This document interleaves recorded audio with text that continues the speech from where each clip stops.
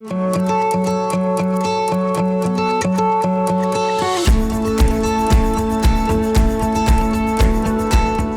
espace sans tabac est un lieu où il est interdit de fumer. Et à la Ligue contre le cancer, nous avons décidé de proposer un label aux collectivités territoriales pour justement bien identifier ces endroits dans lesquels il n'est pas possible de fumer, mais qui ne sont pas soumis à la loi et à l'interdiction de fumer. Dans les Alpes-Maritimes et à Nice, on aime utiliser le sigle DERPP, DERP. D pour dénormaliser l'utilisation du tabac. Moins on voit un produit dans la vie de tous les jours, moins il sera consommé.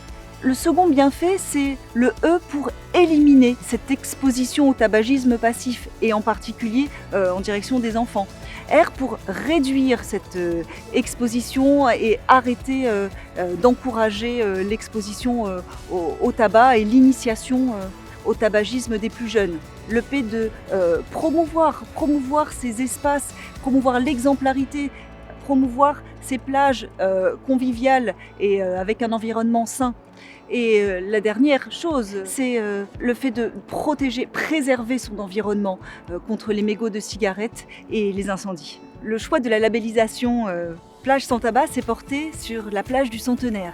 C'est Christian Estrosi qui a décidé cela en 2012 aux côtés du comité des Alpes-Maritimes et le choix s'est fait tout naturellement sur une plage mythique, centrale et accessible aux personnes à mobilité réduite. Ce label est important et nécessaire pour les collectivités territoriales qui prennent en charge la santé de leurs concitoyens. Et évidemment, lutter contre le tabagisme est quelque chose aujourd'hui d'essentiel dans les missions de la Ligue contre le cancer.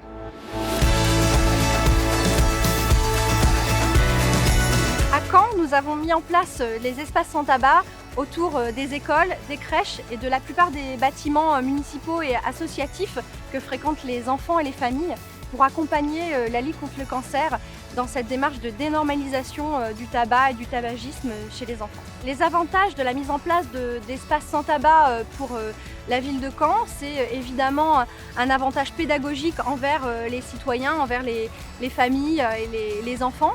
Et c'est aussi un avantage environnemental, moins de mégots à ramasser et moins de mégots qui traînent dans les parcs et les jardins. Le public a bien accueilli ces espaces sans tabac puisque nous avons travaillé avec eux l'arrivée de ces espaces et certains partenaires comme les parents d'élèves ou les directeurs d'école étaient même en attente de ces espaces sans tabac devant leurs établissements. Le projet a été mis en place avec la ville de Strasbourg suite à l'arrêté municipal qui a été voté à l'unanimité. Ensuite, la Ligue contre le cancer a porté le projet au niveau de l'ARS et du coup, tout ceci a pu voir le jour également grâce au soutien d'Alexandre Fels, adjoint à la santé à la mairie de Strasbourg. La démarche, elle se découpe en 3 phases. La première était une phase de communication et d'information sur la mesure. La deuxième phase consistait en l'accompagnement des agents municipaux en leur proposant des consultations de tabacologues pour leur proposer un sevrage tabagique gratuit et sur leur lieu de travail. Et la troisième phase, ce sont les phases de médiation, donc dans les parcs où les médiateurs tabac venaient à la rencontre du public afin de leur expliquer la mesure. Je suis moi-même fumeuse, donc le fait de pouvoir se retrouver ensemble, fumeurs et non-fumeurs, dans ces espaces sans tabac, ça permet aussi de faire de la prévention, ça permet aux fumeurs de moins fumer. Donc c'est toujours le premier pas vers l'arrêt, parce que même si on est fumeur, on a tous cette envie-là d'arrêter un jour de fumer. Et donc ça permet aussi de se rejoindre avec des familles, avec des gens qui ont la possibilité du coup d'être dans un espace libre, sain et aéré. Et donc je trouve que c'est une très très belle initiative. L'interdiction de fumer dans des espaces extérieurs bénéficie d'un soutien massif de la population, tant parmi les fumeurs que les non-fumeurs.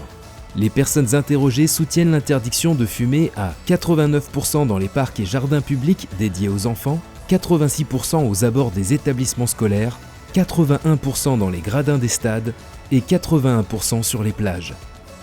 Mobilisons-nous pour des espaces sans tabac partout en France.